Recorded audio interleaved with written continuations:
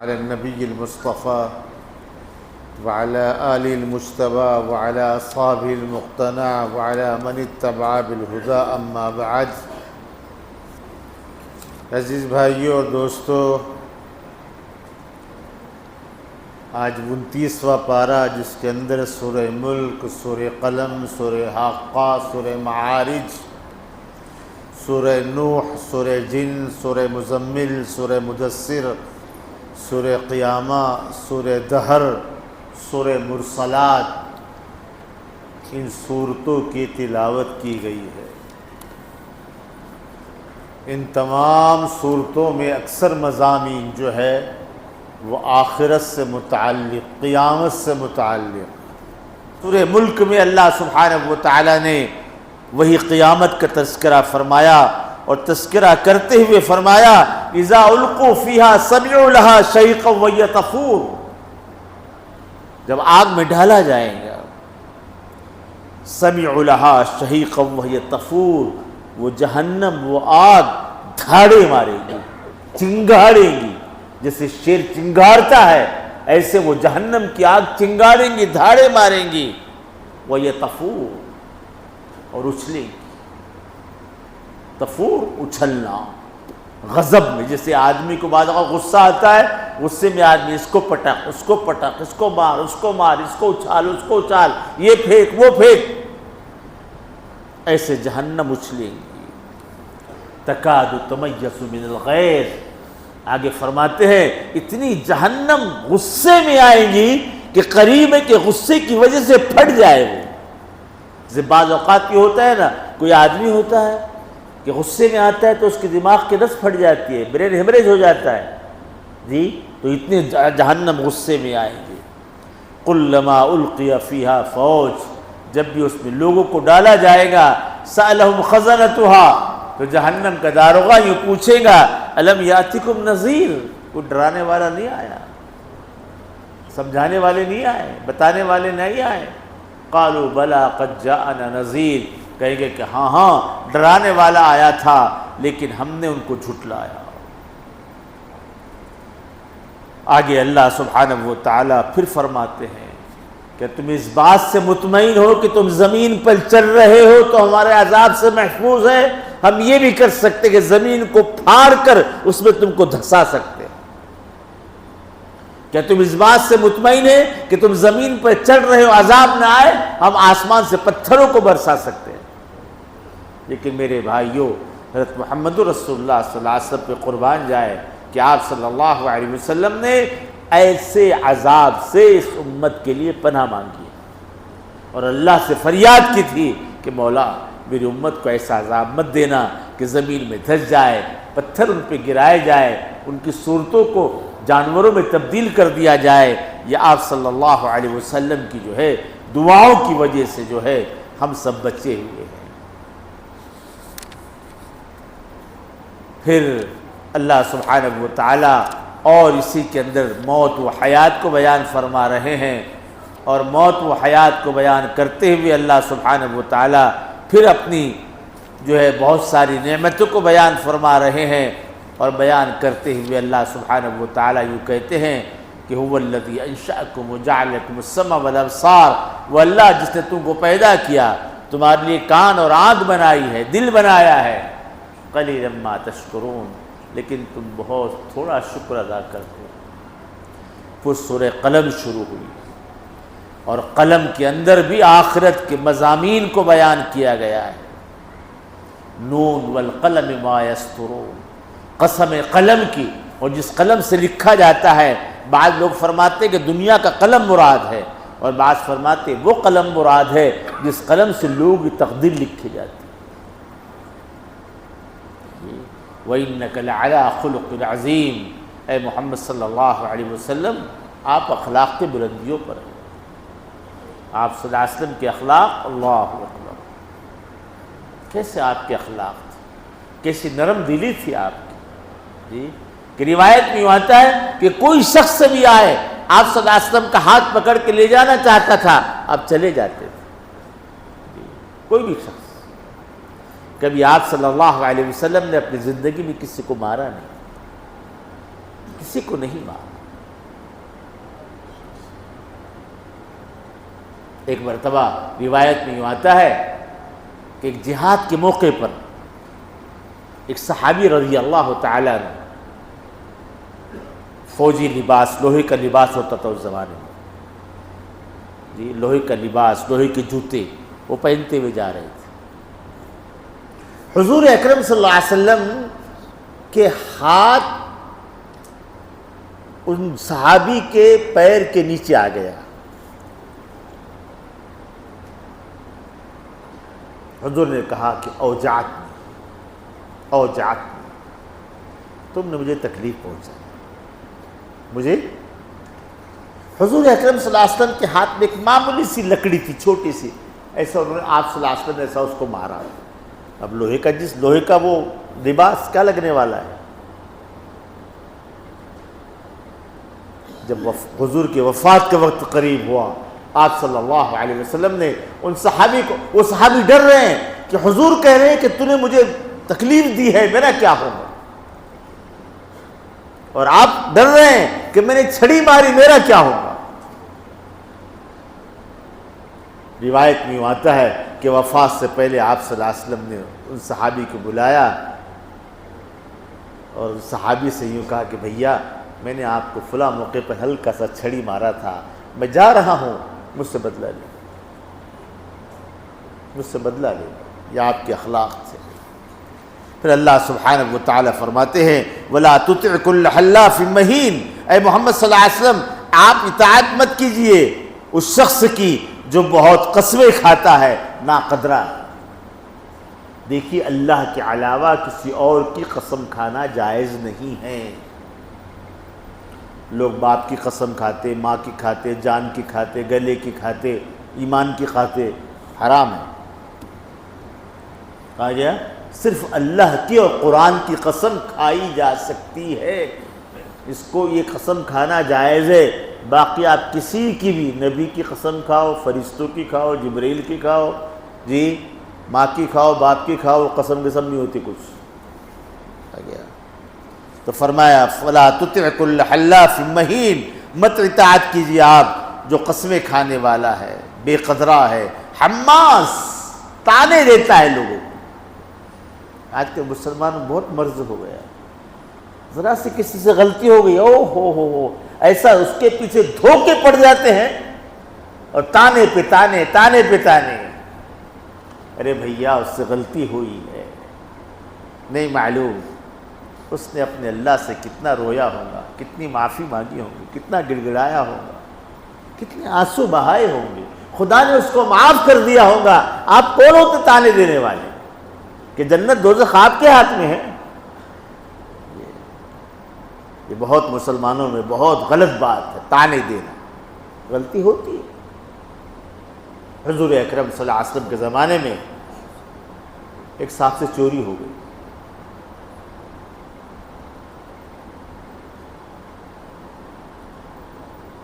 صحابہ نے لایا، آپ صلی اللہ علیہ وسلم نے پوچھا بھائی چوری کی؟ تو کہاں ہوئی، 4 مرتبہ پوچھا، اقرار کر لیا انہوں نے۔ ایک عورت سے زنا ہو گیا یا کسی مرد سے زنا ہو گیا، حضور اکرم صلی اللہ علیہ وسلم کیا کر رہے ہیں؟ ان صحابی یا صحابیہ کو روکنا چاہ رہے ہیں۔ لعلک لمست، لعلک قبلت، تو نے ہاتھ لگایا ہوگا، بوسہ لیا ہوگا۔ اگر وہ اتنا کہہ دے کہ ہاں ہاتھ لگایا، بوسہ لیا، سزا معاف۔ کہنا نا میں سے زنا ہو گیا، زنا ہو گیا، زنا ہو گیا، زنا ہو گیا، کل لے جاؤ۔ اور آپ مسجد کے کونے میں رو رہے ہیں، آنسو بہہ رہے ہیں، آوازیں نکل رہی ہیں۔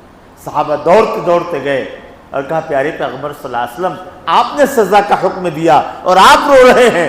آپ نے فرمایا ایک نبی کے سامنے اس کے امتی کا سر کاٹا جا رہا ہو، اس پر نبی نہیں روگا تو کون روئے؟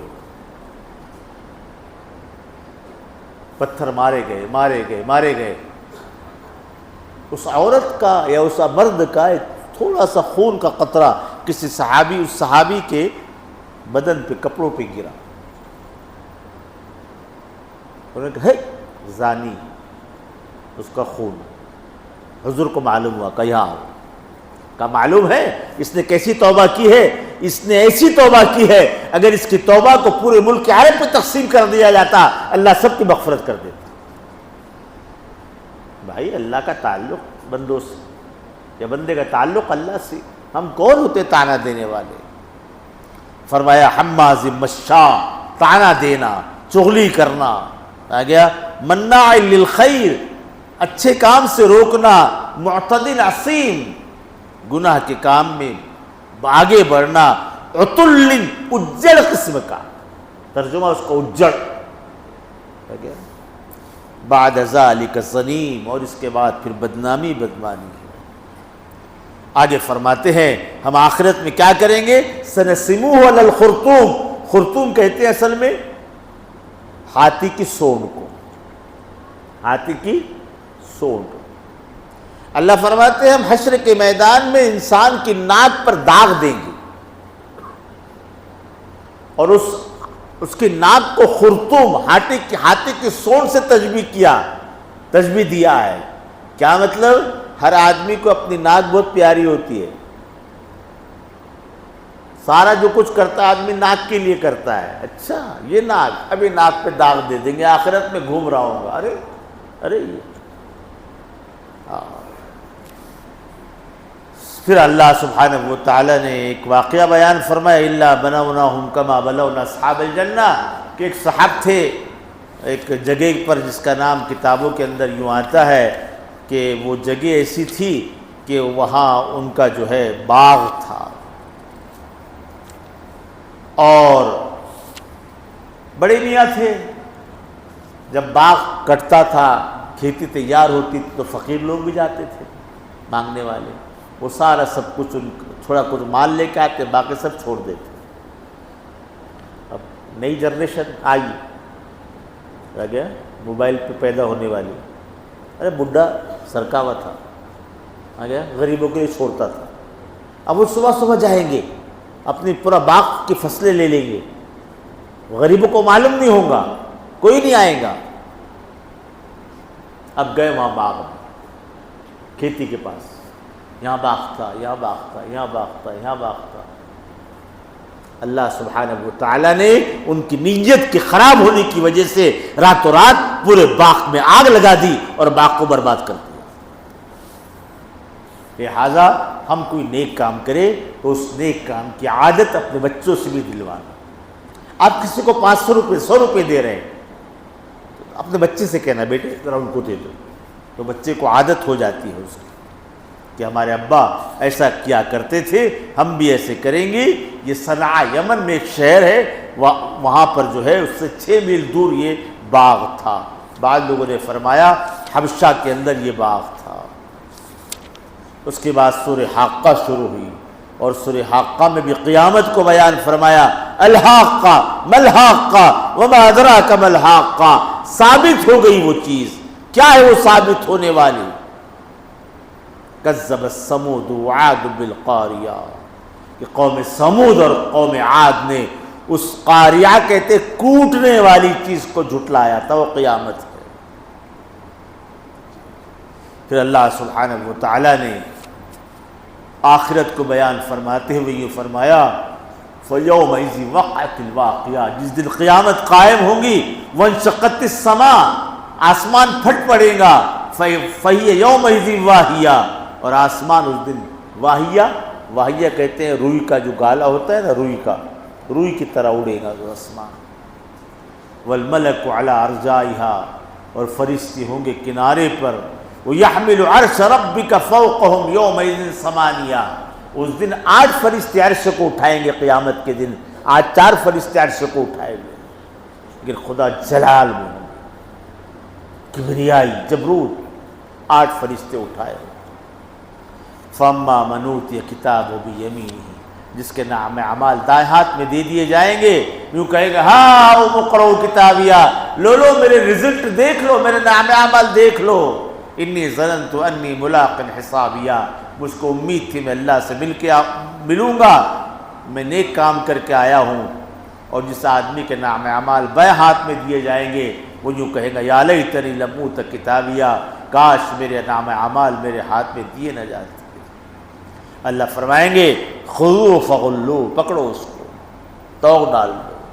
میں نے پرسوں عرض کیا کہ دنیا میں جو ہے کسی مجرم کو توق ڈالی جاتی ہے تو لپیٹا جاتا ہے اس کو زنجیر میں۔ آخرت میں توق ڈالنے کا مطلب یہ نہیں ہے، روایت میں جو آتا ہے فرشتے ایسا اس کے جبڑے میں ہاتھ ڈالیں گے، ایسا کھینچیں گے اس کو، 6 میل دور تک اس کا جبڑا کھینچتے ہوئے باہر آئے گا، پھر واپس آئیں گے جبڑا برابر، پھر کھینچیں گے۔ اور عورتوں کے بارے میں یوں آتا ہے کہ عورت کی چوٹی پکڑی ہے فرشتے، گھمائیں گے اس کو، وہ جو ہے گھومتی ہوئی اور لپٹتی اور جھپٹتی ہوئی، یہاں سے وہاں، وہاں سے یہاں۔ یہ آخرت کا عذاب ہے، اللہ میری آپ کی حفاظت فرمائے۔ پھر کھانا کیا ہوگا وہاں پر کھانا کیا ہوگا؟ وہ گرم پانی ہوگا، جہنمیوں کا خون اور پیپ ہوگا جی۔ اور پھر متقیوں کو بیان فرمایا ہے کہ متقیوں کے لیے کیا ہوگا؟ متقیوں کے لیے وہ نعمتیں ہوں گی جو اس سے پہلے کئی مرتبہ بیان کی گئی ہے۔ پھر سورہ معارج شروع ہوئی اور اس سے اندر بھی اس قیامت کو بیان کیا، سأل سائل بعذاب واقع، پوچھنے والا پوچھتا ہے، عذاب آنے والا ہے، للکافرین لیس لہ دافع، اور اس عذاب کو کوئی روکنے والا نہیں ہے۔ وہ دن ایسا ہوگا کہ اس دن کی مقدار 50,000 سال کے برابر ہوگی، بعض روایت میں آتا ہے 1000 سال کے برابر ہوگی، 50 بھی صحیح، 1000 بھی صحیح ہے۔ کسی آدمی کو وہ دن 50,000 سال کے برابر ہوگا، کسی آدمی کو 1000 سال کے برابر ہوگا۔ اور اچھے بھلے ایمان والوں کو وہ دن کیسے معلوم ہوگا؟ ایک نماز کا وقت، ایک نماز کا وقت، مغرب سے عشاء جی، ظہر سے عصر، اتنا وقت معلوم ہوگا بس۔ اور اللہ سبحانہ و تعالی صبح سے حساب کتاب شروع کریں گے، دوپہر تک ختم، دوپہر میں سب حساب کتاب ختم۔ جنتی جائیں گے پھر قیلولے کے واسطے، جب دوپہر میں قیلولہ ہوتا ہے نا، آرام کرنا، وہاں تو نیند تو نہیں ہے، آرام کے لیے جائیں گے جنت۔ یود المجرم لو یفتدی من عذاب یومئذ ببنیہ وصاحبتہ واخیہ، مجرم اور پاپی یہ چاہے گا کہ میں آج اپنی اولاد، اپنے بھائی، اپنا خاندان، اپنا مال سب کچھ پیش کر دوں، عذاب سے بچ جاؤں۔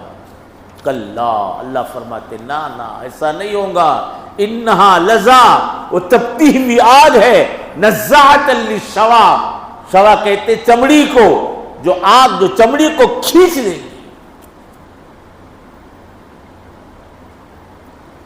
اللہ اکبر، اللہ اکبر۔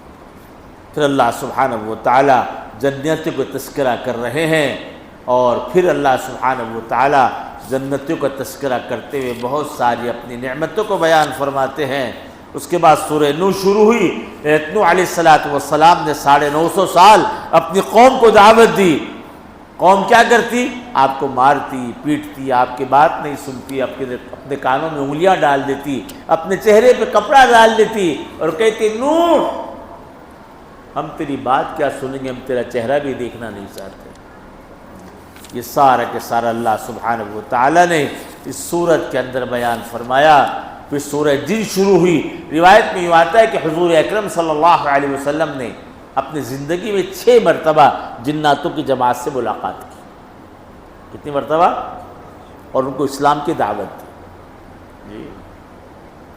ایک صحابی رضی اللہ تعالیٰ فرماتے کہ میں خانہ کعبہ میں نماز پڑھ رہا تھا، میں نے ایک آدمی کو دیکھا، ایک جبہ پہنا ہوا، بہت نورانی جبہ تھا۔ جب سلام پھیرا اس نے تو کہا کیا دیکھ رہے ہو؟ کہ جبہ بہت نورانی ہے۔ کہ یہ جبہ وہ جبہ ہے جس جبے میں حضرت عیسیٰ سے ملا تھا اور اسی جبے میں محمد صلی اللہ علیہ وسلم سے ملا۔ جناتوں کی عمر بہت ہوتی ہے، بہت زیادہ ہوتی ہے۔ روایت میں آتا ہے کہ ایک مرتبہ آپ صلی اللہ علیہ وسلم جناتوں کو دعوت دینے کے لیے گئے، حضرت عبداللہ ابن مسعود ساتھ میں تھے۔ عبداللہ ابن مسعود کو ایک جگہ روک دیا اور ایسا حصار باندھ دیا، وہاں بیٹھ جاؤ، نکلنا نہیں بات۔ حضور گیا، عبداللہ ابن مسعود وہاں وہ حصار کے اندر وہ دائرے میں، عبداللہ ابن مسعود کو عجیب عجیب آوازیں آ رہی ہیں۔ جب آدمی ہے، انسان ہے، ڈر تو ہوتا ہے۔ جب حضور واپس آئے صبح صبح، حضرت عبداللہ المسعود نے پوچھا حضور آپ کہاں گئے تھے؟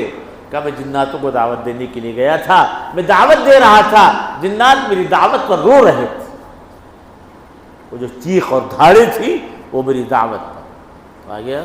بہرحال آپ صلی اللہ علیہ وسلم جنات اور انسانوں کے لیے سب کے لیے نبی بنائے گئے ہیں، لہٰذا آپ صلی اللہ علیہ وسلم نے یہ دعوت دی ہے۔ اس کے بعد سورہ مزمل اور سورہ مدثر شروع ہوئی، اور سورہ مزمل اور مدثر میں یہی کہا گیا کہ اے پیارے پیغمبر صلی اللہ علیہ وسلم آپ کے ذمے کیا ہے؟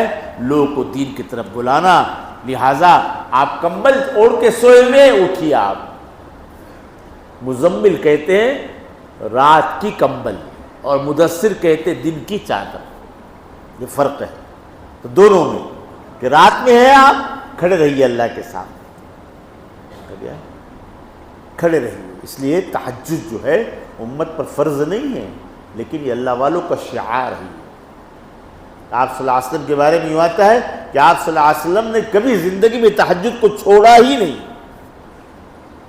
اللہ سے بہت قرب تعلق ہے تہجد کے اندر، کر کے تو دیکھے آدمی، رمضان میں پڑھ لیتے ہم لوگ سحر کے لیے اٹھے تو، لیکن سال بھر اس کی عادت ڈالنا چاہیے، یہ بہت اہم بات ہے۔ بہرحال یہ ساری کی ساری صورتیں مکمل ہوئی، جس کے اندر اللہ سبحانہ و تعالیٰ پھر فرما رہے ہیں وجوہ یومئذ ناظرہ الی ربہا ناظرہ، کہ اس دن بعد چہرے تر و تازہ ہوں گے، الی ربہا ناظرہ، اپنے رب کو دیکھ رہے ہوں گے۔ پھر اللہ سبحانہ و تعالیٰ نے سورہ دہر شروع ہوئی، اور سورہ دہر میں پھر جنتیوں کو تذکرہ فرمایا ہے کہ جنتیوں کے اوپر جو ہے غلمان آئیں گے۔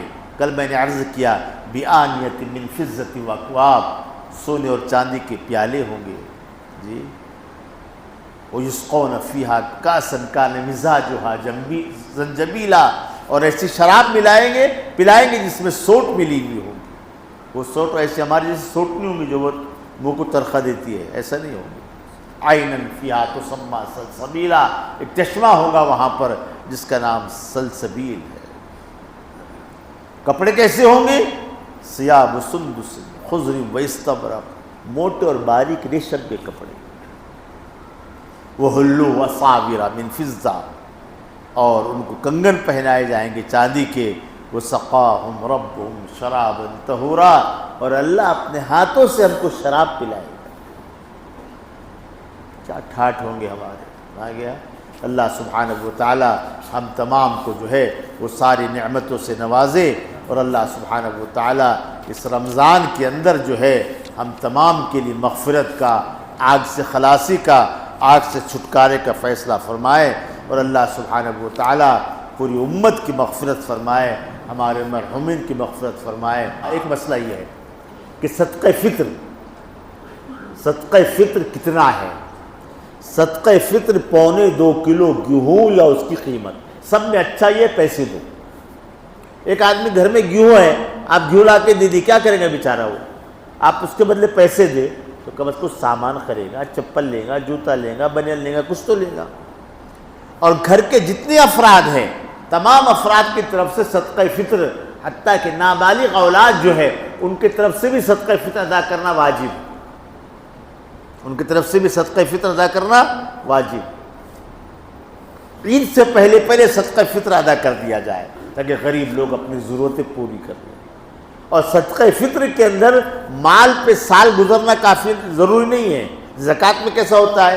پچھلے سال آپ صاحب نصاب تھے، آج صاحب نصاب ہے، پورا ٹوٹل کرو کتنا آیا کتنا گیا، آج کتنا ہے، اس پہ زکوٰۃ ہے۔ صدقہ فطر میں ایسا نہیں ہے، بلکہ گھر میں بیکار سامان پڑا ہوا ہے۔ اب ٹی وی ہے گھر میں، بیکار سامان ضروری ہے کیا؟ آؤ 15,000 کی ٹی وی ہے اور کچھ سامان پڑا ہوا ہے، سب کو جمع کیا آپ نے بھنگار، اور سارے کے سارا پہنچ جا رہا 52.5 تولہ چاندی کے برابر۔ اب 1 تولہ چاندی قیمت کیا مجھے نہیں معلوم، اتنا اگر مال ہے اس کے پاس تو اس پر صدقہ فطر واجب ہے۔ اللہ ہمیں عمل کی توفیق نصیب فرمائے۔ سبحان اللہ و بحمدہ، سبحانک اللہم و بحمدک۔